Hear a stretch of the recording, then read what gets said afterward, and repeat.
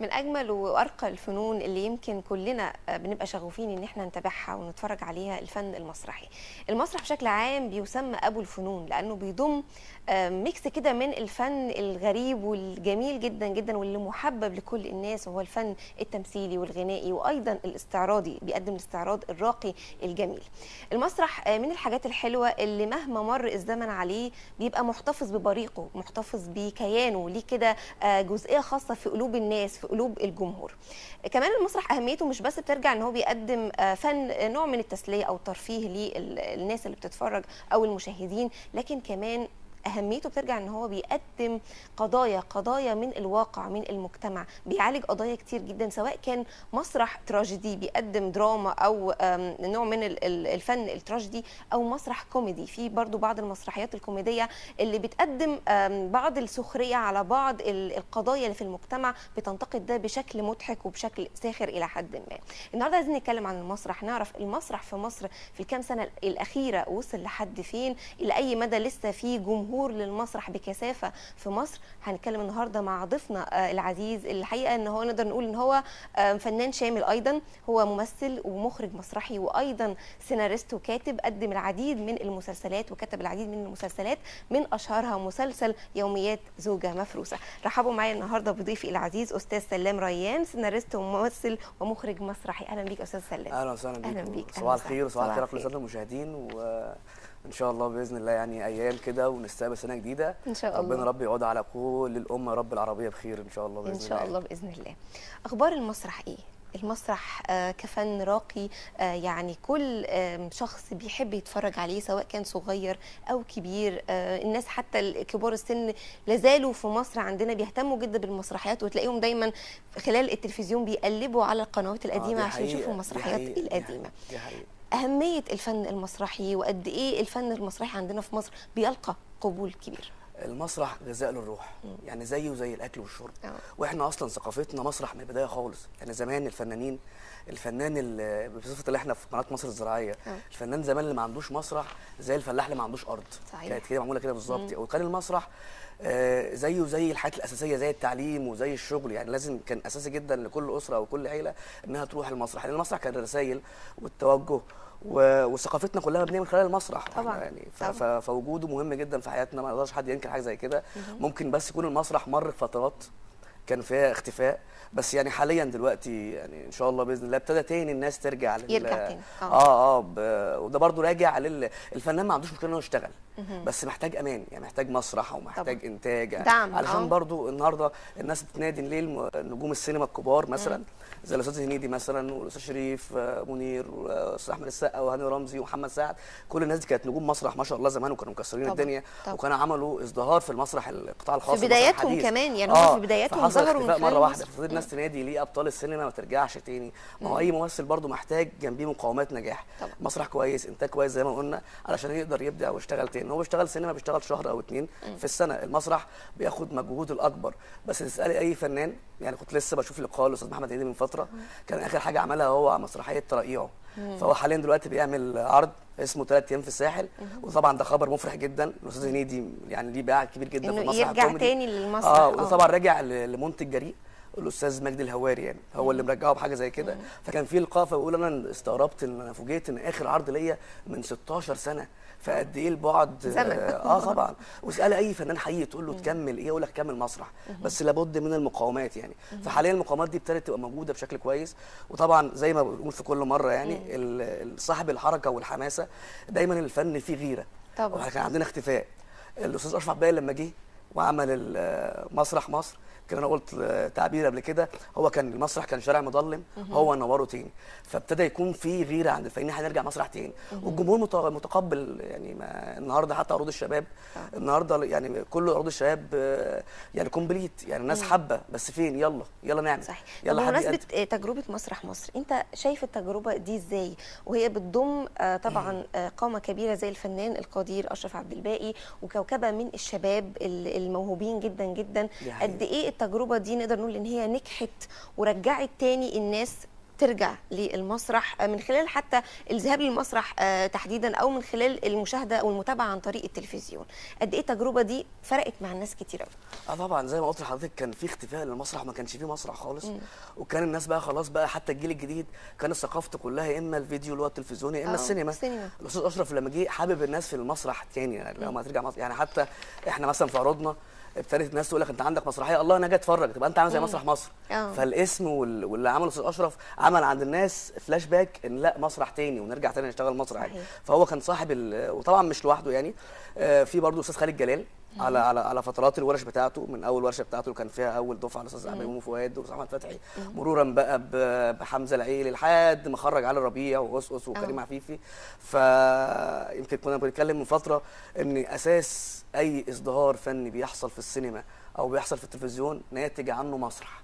صحيح. جيل بينتشر في المسرح بيعمل ضجه وبيحبب الناس فيه والناس ترتبط بيه، اوريدي بيبقى هو ده الجيل اللي بيتفرض علينا في الصناعه سواء سينما ولا تلفزيون. فالمسرح وجوده مهم جدا، ومبسوطين بصراحه. النهارده كنا زمان بنعمل عروض فنخاف من اقبال الجمهور، ما نعرفش بقى اللي جاي 5 ولا 10 ولا 20 وهتفر المسرح فين يعني. النهارده الناس مجرد بس ما سمعت او تسمع ان في عرض في الحته الفلانيه كله بيروح. يعني احنا مثلا مسرحيين بروح لزمايلنا والله فعلا احيانا ما اعرفش اخش من كتر الناس فدي حاجه مفرحانه جدا. الدوله كمان دلوقتي بتعمل الجهات اللي هي الحكوميه والبيت الفني للمسرح، مسرح الدوله ابتدى يكون في كرياتة وافكار جديده رجعت يبقى في نشاط فيها تاني. ومش في القاهره بس، في كل المحافظات. ده بلان محطوط بصراحه يعني، وشغال عليه مسؤولين كبار جدا ان هو كل المحافظات يكون في مسرح. المسرح زي ما قلت لحضرتك هو نشر ثقافه، وزيه زي الجامعه وزي المدرسه، لا غنى عنه يعني. بالتأكيد.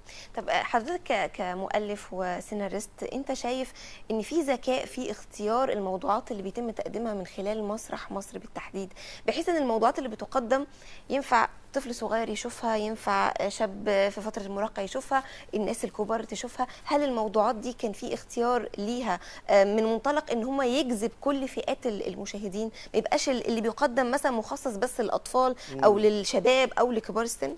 استاذ اشرف جه اشتغل قبل ما يعمل التجربه، فكر في نجاح التجربه. يعني فكر ازاي تنجح. الناس كان في زي جيل جديد، المسرح بالنسبه له بقى حاجات اللي هي اللغه العربيه والحاجات الصعبه، اللغه العربيه الفصحى. انا هتفرج على مسلسل كوميدي او فيلم كوميدي ماليش. فكان الاستاذ اشرف لما جه يفكر في ده، ففكر الاول في مقامات نجاح، ازاي يجذب الناس تاني للمسرح، ازاي يحببهم تاني في المسرح يعني. فاعتقد اقرب طريقه لاي حد ان هو يجذب اي حد الكوميديا، الضحك. فالاستاذ اشرف اشتغل على ده. وطبعا الموضوع شويه انتقد يعني، هو لما طلع اتكلم قال لك انا هقدم ده وغيري يقدم حاجه ثانيه. يبقى احنا عندنا المسرح في وجبه، زي ما في تراجيدي يبقى في الكوميدي يبقى في الاستعراضي، لان ده انواع الفنون او انواع المسرح يعني. بالتاكيد.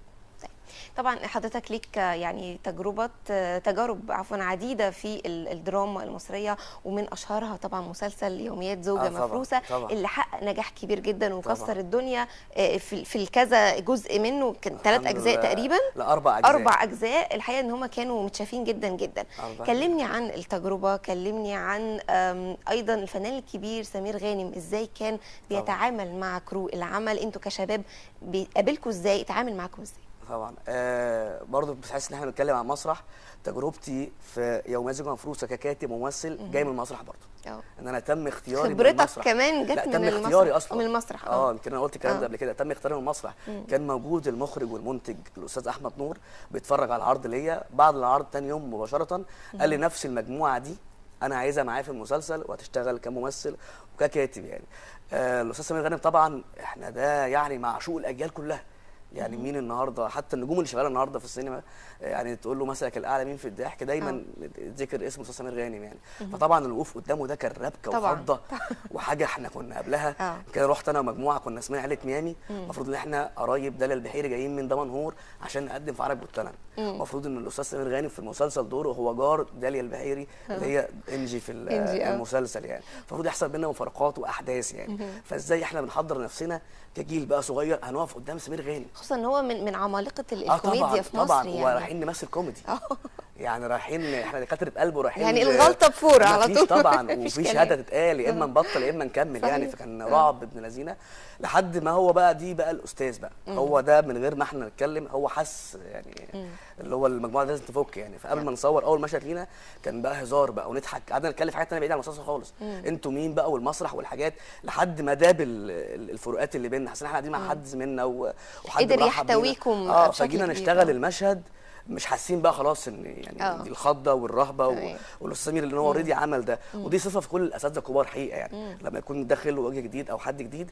هو ازاي بالبلد كده بيعرف ازاي يفكه، ده اللي صلاح المشهد. طبعا هم بيبقى مسؤولين عن المسلسل وعن نجاح المسلسل، فمن مصلحته المسلسل كله يكون ناجح وكل مشهد فيه يكون ناجح. فمن مصلحته ان الممثل الجديد او الممثل الجديد ده هو يفك عشان يقدم بالنسبه له مشهد قوي. طبعا ما حدش فينا يقدر ينسى يعني، اعتقد ان هي علامه في كل واحد واستفدتوا اكيد من خبرته. طبعا الارتجال وسرعه البديهه وازاي تحضر المشهد يعني ما شاء الله يعني. طب تعالى نشوف مع بعض كده ومع المشاهدين جزء من مسلسل يوميات زوجة مفروسة ونرجع معاكم مرة ثانية. اتفضل.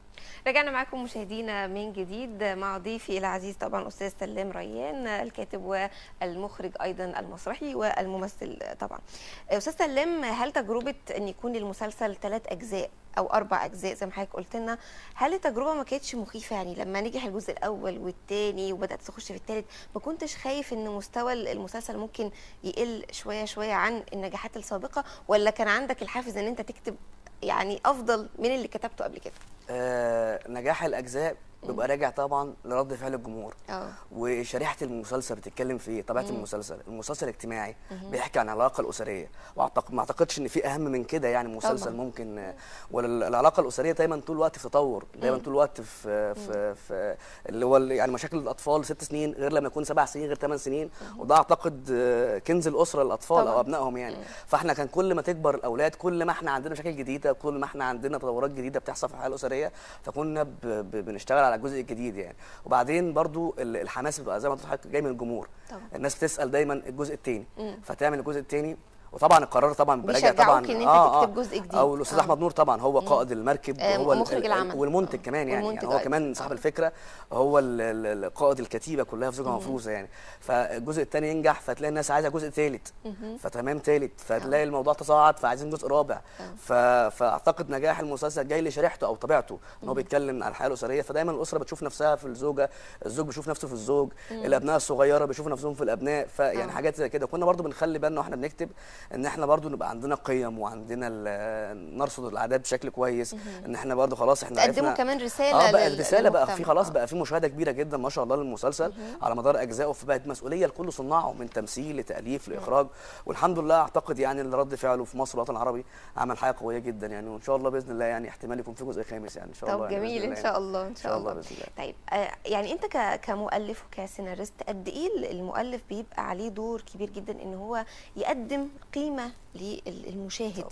ياخد من القضايا اللي موجوده في المجتمع من الواقع ويقدم للمشاهد سواء نصائح سواء يسلط الضوء على بعض السلبيات عشان يتجنبها افراد المجتمع. قد ايه ده دور مهم يعني، الى جانب ان انت بتكتب حاجه كشيء من التسليه للمشاهدين انت كمان بتقدم قيمه للمجتمع. طبعا المسلسل بالنسبه للمؤلف طبعا زوجة مفروسه 4 اجزاء، فهو كان برضو في اكتر من مؤلف موجود لان احنا كنا بنحتاج مجموعه مع بعض بس كل واحد بيبقى بيشتغل لوحده، اللي احنا كان ده طبيعه المسلسل، احنا محتاجين ثقافه الناس كلها والمؤلف هو جزء من المجتمع. فانا مثلا كسلام ريان انا جزء من انا متجوز وعندي بنت رقيه وفي انتظار بنت ثانيه ان شاء الله قريب سلام ان شاء الله. فناتج من الخبره ومن من المعايشه اللي انت بتعيشها في الشارع ومع قرايبك والحاجات، فاحنا ما بنعملش حاجه عكس الطبيعه او عكس الواقع، احنا بنرصد الواقع، ولو الواقع بيقول مشكله معينه او في كومنت معين احنا بنحاول نعالجه من خلال الحلقات بشكل برضه يكون كوميدي، زي ما قلنا في المسرح ازاي نوصل المعلومه بالعسل او بالضحك يعني عشان توصل بسرعه يعني. كلمني عن انواع المسرح، يعني انواع المسرح ايه وايه اللي ممكن نقول فيه اقبال شديد عليه قوي من الجمهور المصري؟ المسرح انواع كتيره، المسرح الاستعراضي، المسرح الكوميدي، المسرح التراجيدي، بس هو يندرج تحت مسمى واحد المسرح. واذواق يعني، في واحد بيحب اللحمه، في حد بيحب الفراخ، في حد بيحب المكرونه، في حد بيحب كده. فزي ما قلت لحضرتك من شويه ابتدى ده يكون موجود، ابتدى يكون عندنا النهارده الدوله بتعمل عروض توعيه من اللغه العربيه والقضايا الاجتماعيه بشكل ما فيهوش كوميديا خالص. والناحيه الثانيه ابتدى يكون في رجوع للقطاع الخاص، في وجبه دسمه ابتدت تبقى موجوده يعني. فانواع المسرح هي مهمه للناس كلها، لان احنا ما ينفعش نخاطب جهه واحده او ما ينفعش نخاطب بلسان واحد او بشريحه واحده، شريحه الكوميديا. لان في ناس بتحب تستقبل يعني المعلومه بشكل فيه عمق شويه او شكل فيه ثقافه شويه، فده موجود. فصناع المسرح او القائمين على صناعه المسرح دايما بيخلي بالهم ان هم يعملوا على السفره الوجبه الكامله علشان المتلقي يروح الوجبه الدسمه. طبعا انا النهارده محتاج يعني، في ناس بتحب المسرح الاوبرالي، المسرح الاوبرا يعني ده بيأثر فيه جدا طبعا. وفي حد بيحب هو خلاص يعني بيبقى عايش ضغوط معينه، والمسرح بالنسبه له هو تفريغ لطاقه ضغوط في حياته فيروح يضحك. في حد بيحب يشوف قضايا اجتماعيه معينه مش في التوك شو بس من خلال المسرح. وكمان في ميزه ان المسرح بدون خط احمر، المسرح لايف. حضرتك بتشوفي القضيه سواء كوميديه او تراجيديه او اجتماعيه بشكل كامل لايف قدام حضرتك، انت بشكل بتبقى عايشه جوه قصه من صوت لمزيكا لتمثيل جوه الصومعه بتاعت المسرح دي يعني. لاي مدى ان الواحد يعني يحضر المسرحيه بنفسه داخل المسرح بيعيش في الاحداث اكتر، بيبقى الانطباع العام للشخص عن المسرحيه مختلف تماما عن المشاهده من خلال التلفزيون او من خلال طبعا اليوتيوب والسوشيال ميديا. لا طبعا بتفرق، حضرتك انت بتبقى جوه الحدث، حضرتك ليها متعه خاصه. طبعا انت بينك وبين الممثلين خطوات، فانت لمساهم ولمسه صوتهم ولمسه مشاعرهم ولمسه الحكايه وجوه الحكايه، لان ده بناء المسرح اصلا. المسرح هو الستيج، الجمهور قاعد تحت، الاضاءه فوق، كله داخل في مربع واحد، كله بيعيش نفس الحدث. تمام. فدي ميزه اللي يتفرج على المسرح جوه المسرح. والمسرح متعه، المسرح ابو الفنون.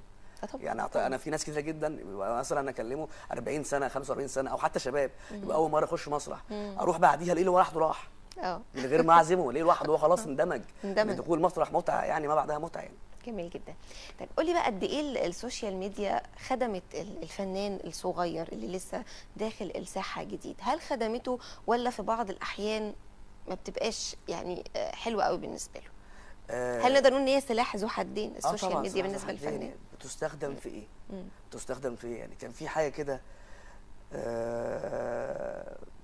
طلعت من قريب، اي حد بقى معاه موبايل يطلع مش عارف فيديو عامل ازاي وحاجات زي كده، شائعات بقى وترويج بس النهارده يعني في ممثلين بيبقى في صعوبه ان هو مثلا يشترك في عمل سينمائي، يشترك في عمل تلفزيوني، بس هو حابب الكاميرا، خلاص اشتغل مسرح فتره كبيره جدا، فحابب يشوف نفسه من خلال عدسه، من خلال الكاميرا، فملوش ضله غير السوشيال ميديا ان هو يجيب الكاميرا ويصور نفسه في المحتوى. بس طبعا يعني انا طبعا بخاطب كل الناس اللي بتشتغل، احيانا بتبقى اشوف ناس عامله محتوى كويس جدا على السوشيال ميديا سواء الفيسبوك او اليوتيوب، وبعدين يلاقي مثلا مشاهداته قليله فيتجه لنوع تاني اللي هو اي اشاعه، اي تهييس، اي حاجه عشان يجيب مشاهدات اكتر يعني. لا، كمل في اللي انت بتعمله، كمل في المحتوى الكويس، كمل في فنك، كمل في موهبتك، ما تعملش حاجه عكس اتجاهك، عكس دماغك، والفرصه هتجيلك هتجيلك هتجيلك. الحلم صدق، والصدق حق، والحق مسيره يرجع لاصحابه. صحيح. يعني مهما يغيب هيرجع. فالنهارده مثلا بقابل ناس صغيره جدا في السن اشتغل مثلا عرض مسرحي او عرضين، هو 18 سنه، فكلمه ويقول لي انا زهقت. اقول له زهقت انت بالك قد ايه؟ يقول لي بقالي 45 يوم. يا ابني 45 دول اسمه فيلم يعني، انت لسه قدامك شويه يعني، لسه لازم تتعب ولازم تجتهد، لان انت النهارده فكره انك تبقى فنان العالم كله يشوفك دي حاجه كبيره جدا. لازم انت تكون متمرس ليها كويس جدا، لازم تكون متدرب عليها كويس جدا عشان تطلع للشاشه والناس تثق فيك، سواء بقى صغير ولا كبير. ده محتاجه شغل، مفيش لعيب كوره بيطلع من الناشئين يلعب درجه اولى على طول، والحلم طالما موجود هيجي. النهارده الناس بتتكلم مثلا على الواسطه وعن المحسوبيه وعن لسه هسألك والله الموضوع يعني الوسط الفني كمان من المجالات المحسوبيه شويه يعني فيها متواجده بشكل كبير قوي. وهل ده بيضيع فرص من شباب عندهم موهبه حقيقيه مش عارفين ياخدوا فرصتهم بسبب ان في غيرهم مثلا بيشتغل بالمحسوبيه، ويمكن يكونوا موهبتهم مش قد موهبه الشباب اللي قاعد في بيته ومش عارف ياخد فرصه؟ والله حتى لو اشتغل بالمحسوبيه ما بيكملش، ما بيعيش مع الناس. مفيش حاجه بتعيش غير لما تكون حقيقه. يعني لو حد مزقوق كده بالواسطه ما بيكملش حبه وخلاص بيتنسي بقى. في كل وسط ممكن نلاقي حاجه زي كده. المحسوبيه، ده ابن فلان، ده عم فلان، بس في النهايه الحلو بيكمل. النهارده اي منتج او اي مخرج في اي عمل مصلحته ان كل كرو العمل التمثيلي يكون شاطر ويكون كويس ويكون موهوب، طبعا عشان العمل ينجح. فلو موهوب بيروح وعنده الحاح وعنده صبر وعنده جلد وعنده اصرار على حلمه هيوصل. ونماذج كتيره جدا كانت داخله الوسط الفني ما تعرفش حد. يعني ملهاش بقى. يمكن نتكلم مثلا عن محمد رمضان، هو يمكن جيلي ونفس الدفعه. هو رمضان ما هو جاي من منيب، ومين يعرف محمد رمضان؟ نختلف على الاعمال عملها، انا اتفق عليها، بس فكره الانترو، فكره ان هو يقحم على هذا المجال او هذا الوسط بدون واسطه. ونجاح النهارده وفي النهايه هو ليه جمهوره من نجوم طبعا من نجوم الصف الاول. فكره الواسطه مش عايز حد يعني، او انا دايما بنقول للناس الصغيره اللي بيبدا بلاش تحطها في دماغك قوي، انت اعمل اللي عليك، اجتهد وخليك بينك وبين نفسك حاسس فعلا ان انت موهوب. صح. لما زي ما قلت لحضرتك الموهوب ده يعني الحلم صدق، لازم تكون انت صادق مع نفسك. صدقك هيوصل في يوم من الايام اكيد. يعني النهارده محمد صلاح نموذج لكل المجالات في النجاحات الكبيره جدا. محمد صلاح حضرتك بداياته كلها اخفاقات، من مورد لعرضه لطنطا للنادي الزمالك كذا مرحله فيها اخفاق وفيها فشل. لو كان محمد صلاح رجع وقال خلاص دي محسوبيه ودي واسطه وبتاع، ما كانش النهارده محمد صلاح هو من افضل لاعبي العالم يعني. بالتأكيد. فالقصه كلها الاصرار والحلم لازم طول الوقت يكون موجود يعني. طيب قولي، فكره اختيار الممثلين، هل دي بترجع للمؤلف هو اللي بيختار، ولا المنتج، ولا المخرج، ولا انتوا يعني مؤسسين للعمل ده بتقعدوا مع بعض بتختاروا الادوات بقى اللي من خلالها هتقدموا هذا العمل؟ كل ممثل بالمعنى اللي عندنا كده في الوسط الفني بيبقى ليه طعمه. فالمؤلف لما بيجي يكتب، او ده الدارج دلوقتي يعني، بيبقى عارف هو بيكتب لمين. يعني انا بكتب الدور ده لفلان، للاستاذ هنيدي، للاستاذ سقا، للاستاذه منى، بيبقى خلاص بقى انا عارف الشخصيه عامله ازاي وانا بكتب. ده بيتم بين المؤلف وبين المخرج في حاجه اسمها الترشيح والكاستنج. فبقول له انا شايف اكتر حد هنا فلان الفلاني، واكتر حد هنا فلانيه الفلانيه. هي بتبقى كده جايه الترشيحات بين المؤلف وبين المخرج، واميز حد بيبقى هو اللي بيصوب عليه الدور يعني. هل انت وانت بتكتب السيناريست يعني السيناريو بتتخيل ممثل معين في المشهد ده او في الدور ده؟ انت بيبقى ليك رؤيتك برضه؟ طبعا.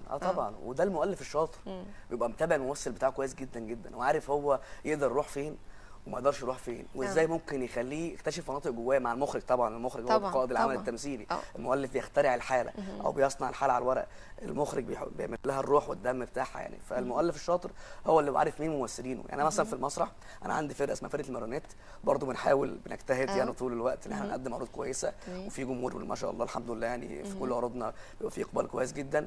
وانا بكتب وبعرف انا كاتب لمين. خلاص بقيت انا عارف بقى فلان الفلاني ده معايا في الفرقه، عارف اوله فين واخره فين، فهو احسن حد للدور ده. ده تخين وبتاع فممكن يعمل كذا، ده طويل ورفيع فممكن يعمل كذا يعني. فدي دايما بتبقى راجعه للترشيح وللتسكين للمؤلف، هو ازاي مدى علاقته بالسوق، مدى علاقته بزملائه يعني. طيب فنانه طبعا داليا البحيري فنانه جميله، واحنا اعتدنا ان احنا نشوفها في ادوار الرومانسيه والتراجيدي. كان فكره جديده قوي ان هي تعمل هذا التحول والنقله الكبيره من الدراما والبنت الكيوت الجميله اللي بنشوفها ارستقراطيه للسيده الكوميديه اللايت كوميدي اللي شفناه من خلال مسلسل يوميات زوجة مفروسه، والام اللي بتعاني مع اولادها ليل نهار والقصه اللي كانت عايشه فيها. التحول ده ازاي؟ الاختيار وقع على داليا البحيري ازاي؟ البدايه خالص اللي كان مرشح للمسلسل الاستاذه مي كساب. كانت لان مي بتقدم كوميدي. تامر وشوقية تعالى نعمل حاجه زي كده. فكان حصل ظروف وما قدرتش تكون موجوده، وبعد كده تم ترشيح الاستاذه غاده عادل، وبرده حصل ظروف ما عرفتش تبقى موجوده. غاده عادل برده قدمت كوميدي قبل كده كتير جدا يعني. لحد ما جه الاستاذ احمد نور، وهو راجل مخترع حقيقه يعني. يعني من الناس اللي برضه المنتجين والمخرجين اللي بيحب يدوا فرص للشباب وروحه حلوه حتى في التصوير. يعني كنا مثلا بنشتغل معاه او اي ممثل بيبقى عايز يضيف في مخرجين بالتنشن، لا هو الورق اللي يتعمل خليه يعني فلك كده من الشغل. يعني انا كنت بشتغل وانا مؤلف وممثل، فاقول له انا عايز اغير كذا، ما انا اللي كاتب. فيقول لي خلاص طب الورق بتاعي يعني انت اللي كاتب. لا ممكن يقول لي لا خلاص انا وافقت على الورق ده وده اللي هيتنفذ. خلاص هو قد ايه انسان وقد ايه مخرج مبدع يعني. فجي راح كلم كلم الاستاذه داليا البحيري عنها تشتغل مسلسل يوميات مفروسه، فطبعا كان في رفض في الاول وكان في خوف، هي ما حبتش، لا بعيد عني، كانت خايفه تاخد التجربه. فاستاذ احمد دي بقى الجراءه، يعني قال لها انت قدمت ده اصلا في مع استاذ رمزي قبل كده، فانت مش بعيد عن الكوميديا، فتعالي وده ريسك جديد بالنسبه لك وحاجه جديده، وهي ما شاء الله يعني كسرت الدنيا فيه. ودايما بيبقى رؤيه عند المخرج ان هو يشوف حد بعيد عن الموضوع. يعني كان في حكايه كده سريعا كده في فيلم اشاعه حب بطولة الأستاذ عمر الشريف والأستاذ يوسف بيه وهبي وعبد المنعم إبراهيم. الفيلم ده اللي كان مرشح ليه أصلا الأستاذ إسماعيل ياسين والمخرج فاطين عبد الوهاب. فالأستاذ فاطين عبد الوهاب كان على طول يروح للأستاذ إسماعيل ياسين، تعالى اشتغل يلا الفيلم، تعالى نحضر الفيلم. وكان الأستاذ إسماعيل طبعا هو نجم الكوميديا في الفترة بتاعته، عنده انشغالات كتيرة في الوقت ده، فكان بيعطل تصوير الفيلم. تمام. لحد ما الأستاذ فاطين عبد الوهاب في لحظة كده قلب كل فورمات الفيلم واختار برضه شخص بعيد خالص عن الكوميديا، عمر الشريف. عمر الشريف طبعا لما راح اكلمه في حاجه زي كده طبعا كانت صدمه. عمر الشريف يعني غريب في بيتي وحاجات ودراما وعياط واكشن وحاجات اجتماعيه، فان انا اعمل كوميدي وحسين ونضاره وكاركتر، فكانت بعيده. فده ذكاء مخرج. وازاي المخرج، ما هو ده برضه الممثل بيبقى جاي وبيقول للمخرج خلاص انا سلمت لك نفسي، انا امانه بين ايديك. صحيح. المخرج بقى الامين هو اللي يفضل طول الوقت مع الممثل لحد ما يطلعه بره الامان ويثبت وجهه نظره صح. زي الكوره، يعني لو اتكلم على الكوره سريعه كده، دايما بحب اربط الكوره بالفن. كان مانويل جوزيه جاب لعيب اسمه فلافيو، قعد سنه ما بيدخلش جوان خالص ولا بيحرز اي هدف، وبيلعب في النادي الاهلي اكبر نادي في افريقيا يعني، لحد ما السنه اللي بعديها هو هداف كل البطولات. هو مقتنع بفكره معينه عند الشخص ده. برضو نفس الحال بالنسبه للمخرج، هو شايف الممثل ده احسن حد في الدور ده. ممكن في التحضيرات او في الكواليس البعض ينتقد، لا ده بعيد، لا ده شويه، ده حاجات. وطبعا في حكايات كتير قوي لنا في لقاء تاني ان شاء الله نتكلم عنها في الترشيحات اللي هي قلبت الموازين، او ازاي ممثل كان بيعمل حاجه واتنقل في حته ثانيه خالص وكملت معاه، وكان المخرج هو سبب اكتشافه في المنطقه دي في التمثيل يعني. ان شاء الله. انا طبعا بحييك على العمل الجميل جدا اللي الحقيقه رجعتوا بيه تاني لمه الاسره والعيله، ونشوف كده الاسره المصريه اللي دمها خفيف بمشاكلها باحداثها اللي ممكن بتحصل، وده اللي احنا بنتمنى ان احنا نشوفه يتكرر يعني من خلال الدراما وايضا من خلال المسرح. وانا بشكر حضرتك جزيلا على وجودك معانا، وبتمنى لحضرتك كل التوفيق طبعا. انا اللي بشكرك على اللقاء الجميل ده، وان شاء الله يتكرر مره ثانيه، وكل سنه وانتم طيبين ان شاء الله. وان شاء الله ايام وتبقى سنه سعيده علينا كلنا باذن الله. ان شاء الله باذن الله. شكرا ليك استاذ سلام ريان، سيناريست وممثل ومخرج مسرحي. شكرا لك يا فندم. مشاهدينا فاصل قصير، وبعد الفاصل يعود مع حضراتكم زميلي عاصم الشندويلي من جديد وتاني فقره في حلقتنا النهارده، انتظرونا.